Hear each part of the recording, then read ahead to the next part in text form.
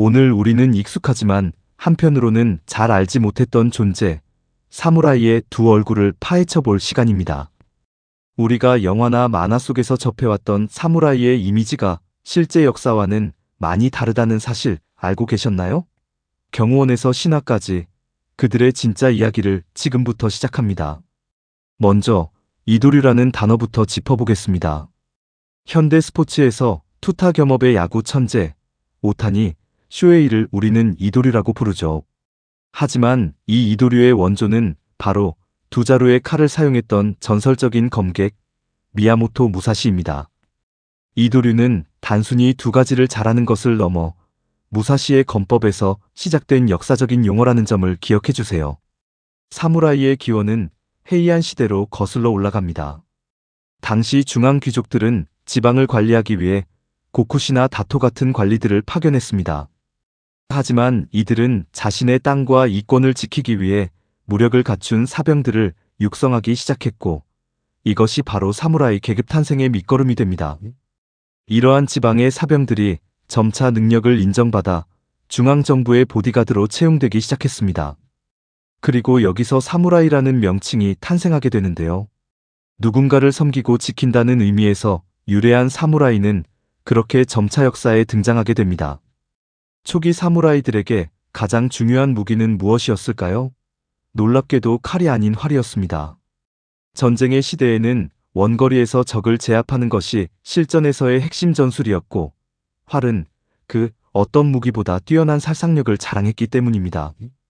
하지만 에도 막부 시대, 약 260년간 이어진 평화는 사무라이의 무기에 큰 변화를 가져왔습니다. 전쟁이 사라지면서 사무라이가 칼을 쓸 일은 거의 없어졌고, 무기는 살상 도구의 역할 대신 명예의 상징이자 액세서리로 변질되기 시작합니다. 그럼 두 자루의 칼을 차고 다니는 쌍칼의 진실은 무엇일까요? 이는 실전용이라기보다는 과시용 문화에 가까웠습니다. 전쟁터가 아닌 거리에서 자신의 신분을 드러내기 위한 패션에 가까웠다고 할 수 있습니다. 여러분, 혹시 이런 궁금증 가져보신 적 있나요?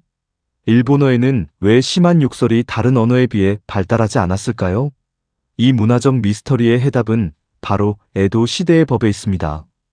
에도 시대에는 키리스테 고멘, 즉 베고 버려도 용서받는다는 즉결 처형권이 사무라이에게 있었습니다. 사무라이는 자신의 명예가 훼손되었다고 판단되면 즉시 상대를 베어 죽일 권한이 있었죠. 이런 상황에서는 욕을 하는 순간 목숨을 잃을 수 있기 때문에 애초에 욕설 자체가 발달할 수 없었던 것입니다. 우리가 흔히 아는 무사도 정신은 고대부터 내려온 것이 아닙니다. 놀랍게도 무사도는 1900년대, 즉 근대에 들어서야 정립된 개념입니다. 이는 20세기의 발명품이라고 해도 과언이 아닙니다. 그렇다면 왜 무사도가 근대에 정립되었을까요? 서구 열강들이 너희에게도 기사도 같은 정신이 있는가? 라고 묻자 이에 대항하기 위해 급조된 국가적 콘셉트였습니다. 서양에 뒤지지 않는 정신적 유산을 보여주기 위한 기획의 산물이었던 것이죠. 메이지 유신과 징병제는 사무라이 몰락의 시작을 알렸습니다. 메이지 정부는 서구식 징병제를 도입하여 누구나 군인이 될 수 있게 했고, 이는 사무라이의 특권을 빼앗는 결과를 초래했습니다.